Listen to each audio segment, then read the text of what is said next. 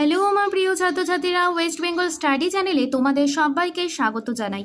আজকে আমি তোমাদের সামনে ক্লাস 6-এর পরিবেশ ও বিজ্ঞান বইয়ের মানুষের শরীর এই চ্যাপ্টারের মধ্যে থেকে হৃৎপিণ্ডটা নিয়ে আলোচনা করব। এর পরবর্তী ভিডিওতে আমরা রক্ত, ফুসফুস সেগুলি নিয়ে আলোচনা করব, কিন্তু আজকের মেন পড়ার বিষয় হচ্ছে হৃৎপিণ্ড। তো তোমরা ভিডিওটা স্কিপ না করে শেষ পর্যন্ত খুব ভালো মতো বোঝার চেষ্টা করো। দেখো, আমরা প্রথমেই জেনে নেব যে হৃৎপিণ্ড আসলে কি। হৃৎপিণ্ড হচ্ছে মানুষের আমাদের শরীরের রক্তকে পাম্প করার একটা যন্ত্র। হ্যাঁ, তো হৃৎপিণ্ডের কাজটা কি? আমাদের শরীরে যে অবিশুদ্ধ রক্ত আছে, অর্থাৎ CO2 যুক্ত রক্ত, অবিশুদ্ধ রক্ত মানে কিন্তু নোংরা রক্ত নয়। হ্যাঁ, CO2 যুক্ত রক্তকে কি করে, যে O2 যুক্ত রক্তে পরিণত করে বা অক্সিজেন যুক্ত রক্তে পরিণত করে। এই অক্সিজেনযুক্ত রক্তে পরিণত করে সেটা কি করে, যে আমাদের কোষগুলোতে পৌঁছে দেয় এবং পুষ্টি সরবরাহ করে। তাহলে আমরা জানলাম যে হৃৎপিণ্ড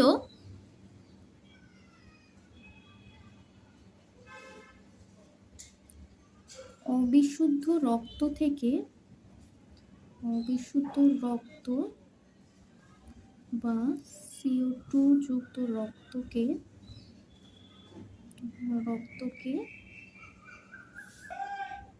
O2 যুক্ত রক্তে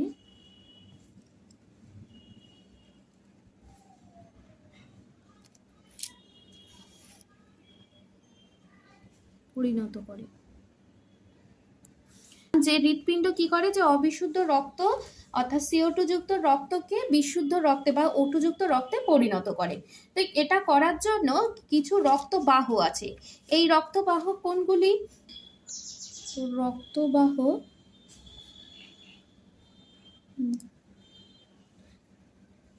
দু প্রকার, এক শিরা, দুই ধমনী।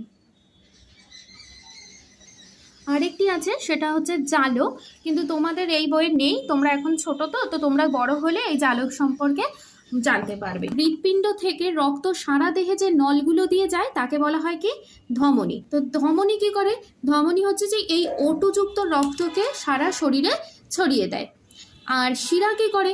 শিরা হচ্ছে CO2 যুক্ত রক্তকে আমাদের হৃৎপিণ্ডে নিয়ে যায়। তাহলে শিরা কাকে বলছে? যে সারা দেহ থেকে যে নলগুলো দিয়ে রক্ত হৃৎপিণ্ডে ফিরে আসে তাকে বলা হচ্ছে কি? শিরা। এরপর আমরা জানবো যে হৃৎপিণ্ডের অবস্থান কোথায়। আমাদের দেহের বুকের মাঝখানে যে হাড় রয়েছে, হাড়ের খাঁচা, আমরা যেটা চলতি ভাষায় বলি যে হাড়ের খাঁচা বুকের মাঝখানে রয়েছে, এটাকে বলা হয় কি? বক্ষাস্থি। আমাদের পিঠে যে লম্বা একদম সোজা হাড় রয়েছে একটা, সেটাকে বলা হচ্ছে কি? শিরদাঁড়া। এই শিরদাঁড়ার মাঝের অংশে এবং বক্ষাস্থির পেছনে হৃৎপিণ্ডটা অবস্থান করেছে। তাহলে বক্ষাস্থি কাকে বলে? যে বুকের মাঝখানে যে শক্ত হাড় রয়েছে তাকে বলা হয় কি? বক্ষাস্থি। আর শিরদাঁড়া কাকে বলে? যে পিঠের মাঝ বরাবর যে শক্ত হাড় রয়েছে তাকে বলা হয় শিরদাঁড়া। তো হৃৎপিণ্ড কিভাবে কাজ করে তা আমরা একটা ছবির মাধ্যমে দেখব। দেখো, তোমাদেরকে বোঝানোর জন্য এই ঘর এঁকে তোমাদেরকে দেখাবো, যাতে তোমরা খুব সহজেই বুঝতে পারো। তোমাদের বইয়েও এইরকম ভাবেই দেখানো হয়েছে। দেখো, এই ঘরটাকে আমরা এবার 4 ভাগে ভাগ করে নিলাম। অর্থাৎ একটা দোতলা বাড়ি আঁকলাম, সেই দোতলা বাড়ির উপরে দুটো ঘর আছে, নিচে দুটো ঘর আছে। এই উপরের ঘরটা, এর নাম হচ্ছে কি? ডান অলিন্দ। ডান অলিন্দ। আর এই দিকের যে ঘরটা, উপরের ঘরটা, এটার নাম হচ্ছে কি? বাম অলিন্দ। এইদিকে যে ডান দিকের ঘরটা আছে, এটা হচ্ছে ডান নিলয়। আর এই দিকেরটা হচ্ছে বাম নিলয়। তাহলে উপরের দুটো হচ্ছে অলিন্দ আর নিচের দুটো হচ্ছে নিলয়ের ঘর। ডান অলিন্দের উপরের দিকে আছে ঊর্ধ্ব মহাশিরা, এটা ঊর্ধ্ব মহাশিরা। আর এই নিচের দিকে আছে নিম্ন মহাশিরা। এই ঊর্ধ্ব মহাশিরা দিয়ে CO2 যুক্ত রক্ত এই ডান অলিন্দে এসে পৌঁছায়, উপরের দিকে CO2 যুক্ত রক্ত। আর এই নিম্ন মহাশিরা দিয়ে নিচের দিকে যে CO2 যুক্ত রক্ত আছে সেটা এই ডান অলিন্দে গিয়ে পৌঁছায়। এরপরে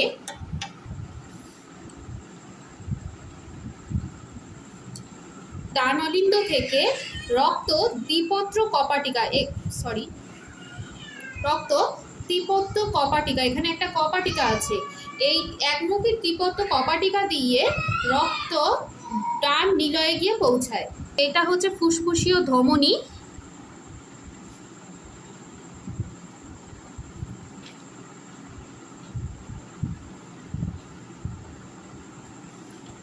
এই ফুসফুসীয় ধমনী দিয়ে ডান নিলয় থেকে CO2 যুক্ত রক্ত ফুসফুসে গিয়ে পৌঁছায় O2 সমৃদ্ধ করার জন্য। ফুসফুসে এই অবিশুদ্ধ রক্ত থেকে অনেকটা CO2 বেরিয়ে যায়, আবার তেমনি ফুসফুস থেকে O2 চলে আসে, রক্তকে বিশুদ্ধ করে তোলে। এই O2 যুক্ত রক্ত অর্থাৎ বিশুদ্ধ রক্ত, এই যে বাম অলিন্দ আছে, এই বাম অলিন্দের এখানে রয়েছে দুটি ফুসফুসীয় শিরা, দুটো পরপর রয়েছে। তো এই ফুসফুসীয় শিরা দিয়ে এই বাম নীল অলিন্দে এসে প্রবেশ করে।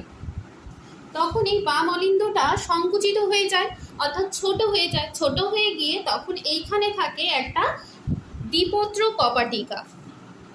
এখানে যেমন আছে ত্রিপত্র কপাটিকা, ঠিক এইখানে আছে হচ্ছে দ্বিপত্র কপাটিকা।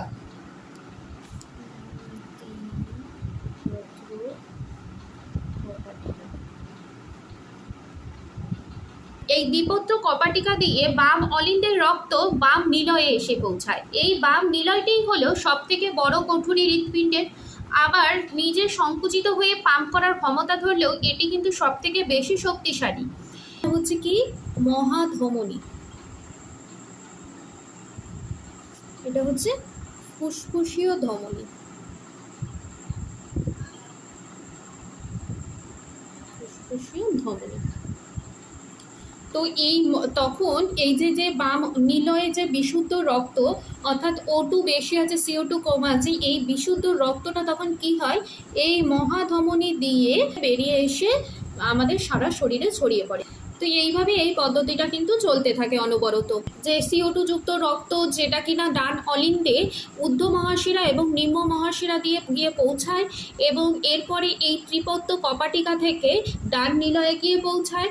ডান নিলয় থেকে ফুসফুসীয় ধমনীর মাধ্যমে ফুসফুসে গিয়ে এই রক্ত পৌঁছায়। তখন ফুসফুস কী করে, যে রক্ত থেকে CO2-র পরিমাণ কমিয়ে দেয় এবং O2-র পরিমাণ বাড়িয়ে দেয়, অর্থাৎ বিশুদ্ধ রক্ত তৈরি করে। তখন এই বিশুদ্ধ রক্ত কি হয়, এই যে এখানে দুটো ফুসফুসীয় শিরা রয়েছে, এই ফুসফুসীয় শিরা দিয়ে বাম অলিন্দে রক্ত এসে পৌঁছায়, এবং এরপর এখানে আছে দ্বিপত্র কপাটিকা।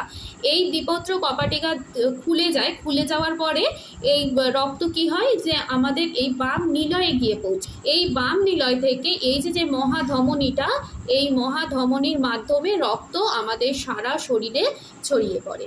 কিন্তু একটু জেনে রাখা দরকার তোমাদের, যে এই যে ছবির মাধ্যমে যে আমি তোমাদেরকে দেখালাম এবং বইয়েও দেখানো হয়েছে ছবির মাধ্যমে পাট পাট করে, তো এটা কিন্তু তোমাদের বোঝার সুবিধার জন্য এটা দেখানো হয়েছে। এরকম পাট পাটভাবে কিন্তু কাজটা হয় না।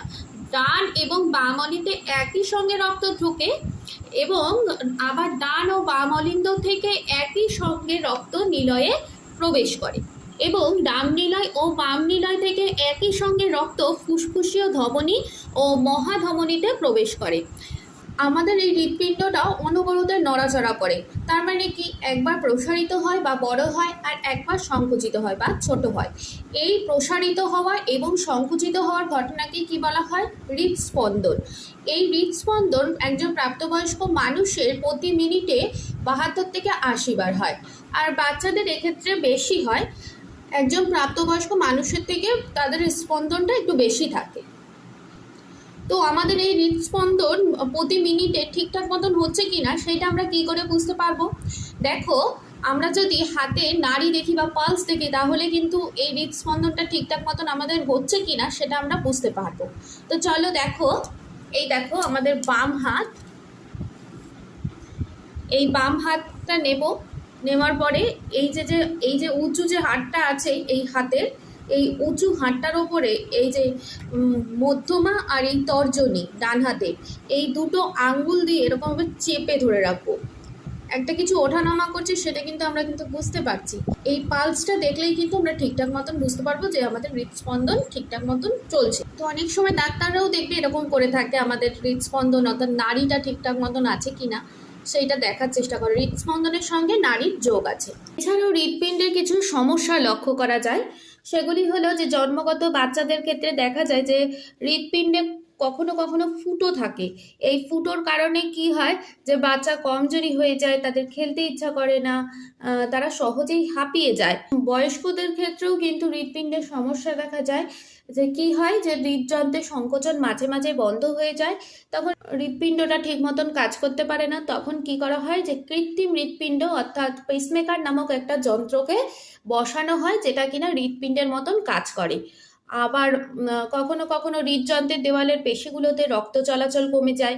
এই রক্ত চলাচল ঠিক করার জন্য কিন্তু অপারেশনের প্রয়োজন হয়। তাহলে তোমরা জানতে পারলে যে হৃদপিণ্ডের সমস্যাগুলি কী কী।